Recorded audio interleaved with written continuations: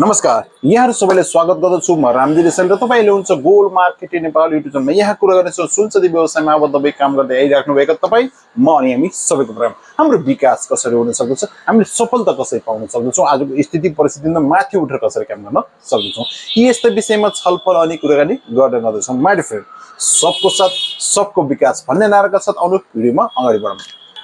अहिले 2-4 दिन यता सुनचाँदीको दरभाव असाध्यै कम भइरहेछ, एकदम छिटो तल गइरहेछ। तर माय डियर फ्रेन्ड, यसमा ढुक्क हुनुस् कि यो भाव फेरि माथि छिटिने जानेमा ढुक्क छ, किनकि यो अन्तर्राष्ट्रियदेखि लिएर सबै एनालाइसिस गर्दा फेरि यो अहिलेको भाव घट्ने अवस्था हुँदै हैन।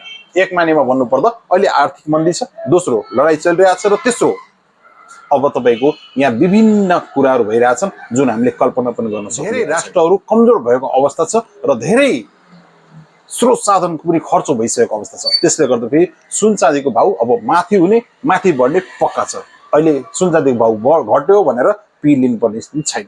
माय डियर फ्रेन्ड, अब सुनचाँदी घट्दा पनि बढ्दा पनि कारोबार नभएको त छँदैछ, तर अझै एकछिन नातिनुहोस्, किनकि अब राम्रो समय पनि आउनेवाला छ। भनिन्छ नि जहिले पनि वसन्त ऋतु लागेपछि एउटा पिक हुन्छ, हरियाली छाउँछ भनेजस्तै अब संसारमा विभिन्न घटनाहरू घटिरहेछन् जसले गर्दा पनि सुनचाँदीको भाव बढ्नेछ र माय डियर फ्रेन्ड अब सुनचाँदीमा कारोबार पनि हुने सम्भावना देखिएको छ। कारण भाव बढ्यो भन्दा पनि अझै बढ्छ कि भन्ने एउटा अवधारणा हुन्छ।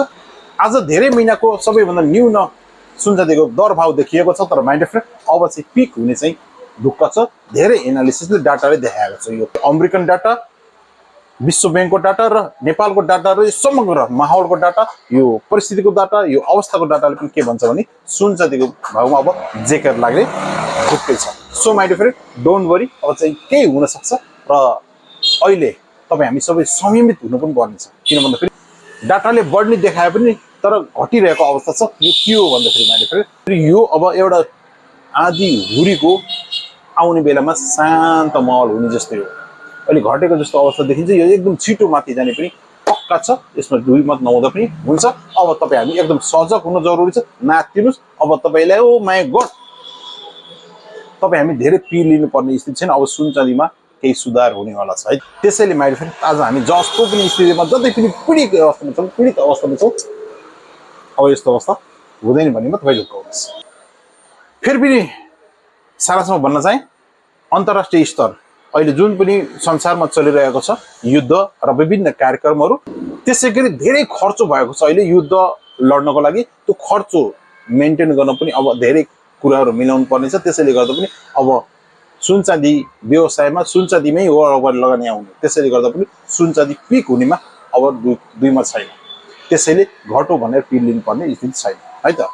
ओके माय डियर फ्रेन्ड, यहाँका दिन शुभ रहोस् भन्दै आजलाई यति नै। फेरि पनि अर्को भिडियोमा भेट हुन्छ। हस्त नमस्कार, धन्यवाद।